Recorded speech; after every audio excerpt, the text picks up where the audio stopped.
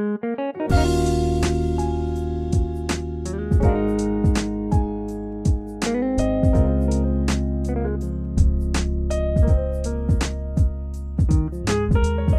para bosku, saya Yedi Jagung Caksana mau share sedikit pengalaman menggunakan iPhone 8 yang rilis pada bulan September 2017.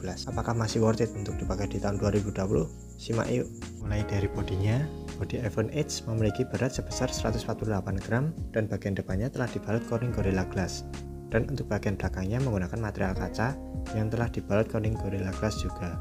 Dan iPhone 8 juga memiliki sertifikat IP rating 67 yang tahan air dengan kedalaman 1 meter selama 30 menit. Jadi aman apabila terkena hujan. Tapi saya sarankan jangan disengaja untuk dipakai berenang ya, karena iPhone yang lebih dari 3 tahun kemungkinan dalamannya sudah kendor. Pindah di layarnya, iPhone 8 menggunakan Retina IPS LCD dengan bentang layar 4,7 inch, screen to body ratio 65,4%, dan memiliki resolusi layar XD dengan rasio 16:9. Serta layarnya telah dilapisi oleopropy coating atau biasa disebut dengan anti-sidik jari.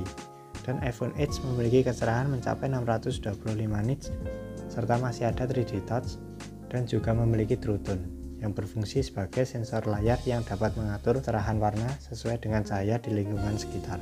iPhone 8 masih memiliki Touch ID berupa haptic touch, bukan tombol fisik lagi ya, yang berfungsi sebagai tombol home dan fingerprint. Untuk kecepatan fingerprintnya sendiri menurut saya cukup akurat dan cepat.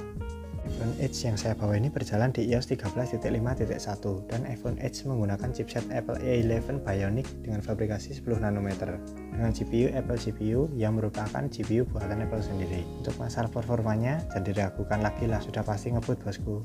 Apalagi hanya dipakai kegiatan biasa seperti sosmed, browsing, YouTube, Instagram aja sudah turah-turah lah. Dan untuk masalah game sudah pasti dilibas lah. Dan menurut saya suhunya pun nggak sepanas dengan iPhone 7 yang kemarin saya review, atau masih bisa dibilang tergolong hangat aja.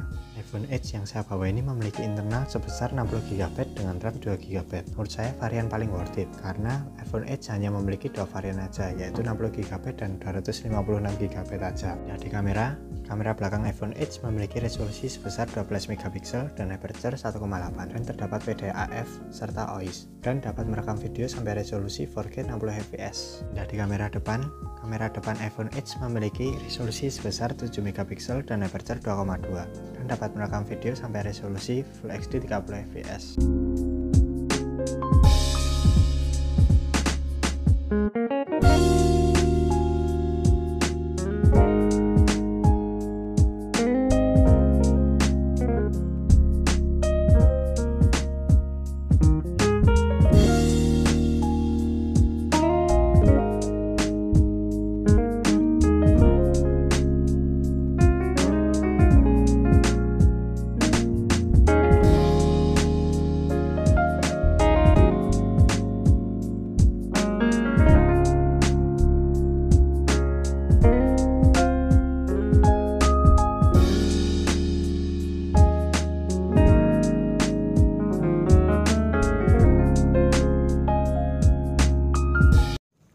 Ini merekam video menggunakan iPhone 8 di resolusi Full HD 30fps.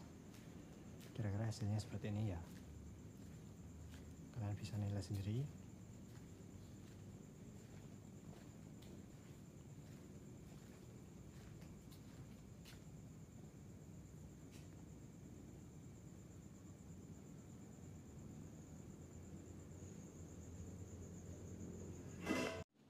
Pindah di kamera depan menggunakan iPhone 8 di resolusi Full HD 30fps.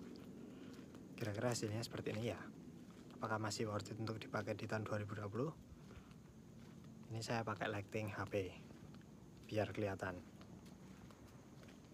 Pindah di speaker, iPhone 8 menggunakan stereo speaker dan hilangnya lubang jack 3,5mm.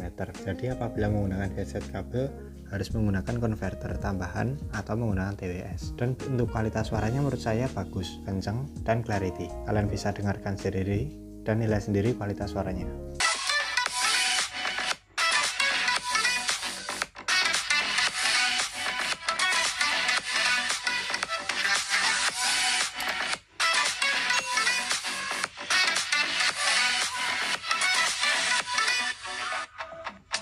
Di baterainya, iPhone 8 memiliki kapasitas baterai sebesar 1821 mAh yang menurut saya kapasitas baterai yang sangat kecil dan sangat disarankan sekali apabila ingin membeli HP ini harus sedia powerbank sebagai sahabatnya. Dan apabila dipakai kegiatan biasa seperti sosmed, browsing, YouTube, Instagram, maka dapat screen on time kurang lebih 3 jaman.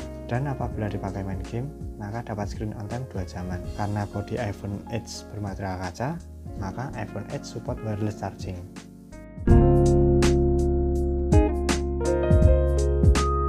Kesimpulannya, apakah iPhone 8 masih worth it untuk dipakai di tahun 2020? Menurut saya worth it, karena alasan saya yang pertama adalah akan mendapatkan update iOS 2-3 kali lagi. Alasan saya yang kedua adalah performanya yang masih ngebut, karena menggunakan chipset A11 Bionic yang setara dengan iPhone X. Dan apabila dipakai kegiatan biasa seperti sosmed, browsing, YouTube, Instagram, dan sesekali dipakai main game, tergolong aman. Cuman karena layarnya yang kecil membuat kurang nyaman saat dipakai untuk bermain game. Alasan saya yang ketiga adalah telah menggunakan stereo speaker yang kualitasnya bagus, kencang, dan clarity. Cuman sayangnya apabila ingin menggunakan headset kabel cukup ribet, harus menggunakan konverter tambahan atau menggunakan true wireless karena hilangnya lubang jack 3,5 mm.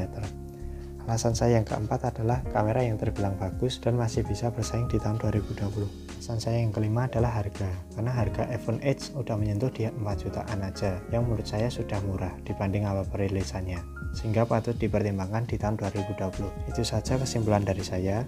Dan apabila ada salah kata, salah informasi, beda pendapat, saya minta maaf. Dan untuk kalian para bosku yang memiliki iPhone 8 dan berminat untuk dijual, maka kalian bisa isi di kolom komentar dengan mencantumkan spesifikasi, kondisi, dan sertakan nomor atau link pembelian. Jangan lupa untuk like, share, subscribe channel ini. Terima kasih.